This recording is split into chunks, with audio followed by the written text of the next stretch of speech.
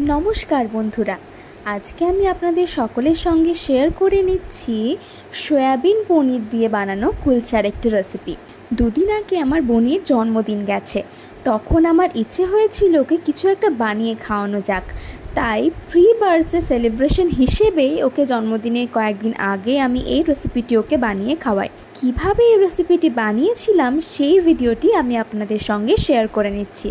প্রথমেই সাধারণ কুলচা বানানোর উপকরণগুলি লাগবে, অর্থাৎ ময়দার সঙ্গে গুঁড়ো চিনি আর নুনটাকে প্রথমে ভালোভাবে মিশিয়ে নিতে হবে।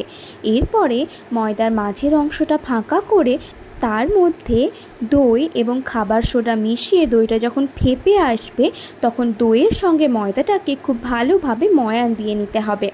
ময়ান দেওয়া ভালো হলে কুলচাগুলো খুব নরম হবে। দইয়ের সঙ্গে ময়দা মাখানোর সময় লক্ষ্য রাখতে হবে ময়দাগুলো যেন গুটলি না পাকিয়ে যায়, না হলে ময়দা মাখার সময় অসুবিধে হবে। এরপরে দইটা সম্পূর্ণভাবে মিশিয়ে নেওয়ার পরে অল্প অল্প করে জল মিশিয়ে ময়দাটাকে খুব ভালোভাবে মেখে নিতে হবে। প্রথমেই ভেবেছিলাম শুধুমাত্র সয়াবিনের কুলচা বানাবো, কিন্তু আমার এক ভিউয়ার্স রিয়ালেট আমাকে কমেন্ট করে বলেছিল পনিরের যেন একটা রেসিপি থাকে, তাই পনির আর সয়াবিন দিয়ে এই কুলচাটা বানিয়েছি। তাই রিয়া, তুমি কিন্তু ভিডিওটা শেষ পর্যন্ত অবশ্যই দেখো। আর প্রীতম মণ্ডল বলেছিল নিরামিষের রেসিপি আনতে, আর তাই জন্যই এই রেসিপিটি সম্পূর্ণ নিরামিষ রাখা হয়েছে।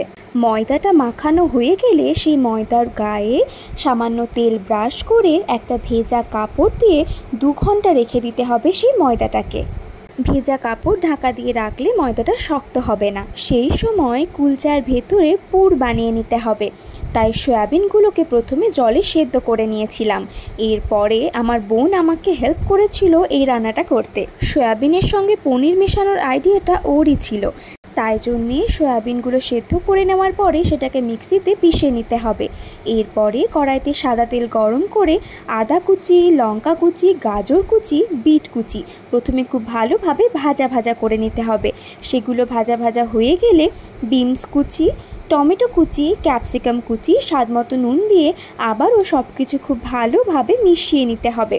সব কিছু মেশানো হয়ে গেলে এর উপরে চাট মশলা আর সয়া সস দিয়ে আবারও সব কিছু খুব ভালোভাবে মিশিয়ে নিয়ে তার উপরে পিষে নেওয়া সেই সেদ্ধ সয়াবিন দিয়ে সব কিছু খুব ভালোভাবে আবারও মিশিয়ে নিতে হবে।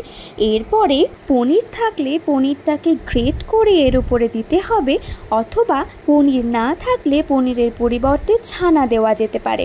ছানা বা পনির খুব ভালোভাবে সয়াবিনের সঙ্গে মিশিয়ে নেওয়ার পরে এর উপরে দিতে হবে এক এক করে মিট মশলা আর কাশ্মীরি লঙ্কার গুঁড়ো।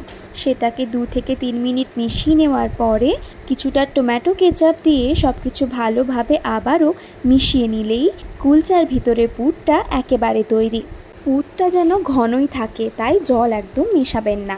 2 ঘন্টা পরে ভেজা কাপড়টা ময়দার ওপর থেকে সরিয়ে নিয়ে আবারও খুব ভালোভাবে মেখে নিতে হবে, যেন ভেতরে কোনো বাবলস যদি তৈরি হয়ে থাকে সেটা আর না থাকে। এরপরে সেই ময়দাটা থেকে ছোট ছোট করে লেচি কেটে নিতে হবে। লেচিগুলো এক সাইজে আমি আনতে পারিনি, কিছুটা ছোট বড় সাইজ হয়ে গেছে। লেচিগুলোকে যে পাত্রে রাখবেন সেই পাত্রটিকেও ভেজা কাপড় দিয়ে ঢাকা দিয়ে রাখতে হবে, না হলে ময়দাটা আবারও শক্ত হয়ে যেতে পারে। এরপরে সেই লেচিগুলো থেকে গোল গোল করে লই পাকিয়ে নিয়ে মাঝের অংশটাকে বাটির মতন করে সেখানে পুরগুলোকে ভরে খুব ভালোভাবে আটকে দিতে হবে, যেন ময়দা বেলার সময় পুরগুলো বেরিয়ে না যায়। প্রতিটা ময়দার লেচিতে পুর ভরে নিয়ে এরপরে এক এক করে সেগুলোকে বেলে নিতে হবে। একটা করে ময়দার লেচি বেলবেন আর সেইটাকে তখনই কুলচা বানিয়ে নিতে হবে। বেলে রাখলে কিন্তু আবারও শক্ত হয়ে যেতে পারে ময়দাটা। আমি জানি না কতটা গোল করতে পেরেছি, চেষ্টা করেছি, প্রথমবার যেহেতু করেছি মোটামুটি কিছুটা গোল করার। এরপরে তাওয়াতে সামান্য তেল ব্রাশ করে এক পিঠ প্রথমে ঢাকা দিয়ে রাখতে হবে। একটু পরে দেখবেন সেটা ফুলতে শুরু করেছে।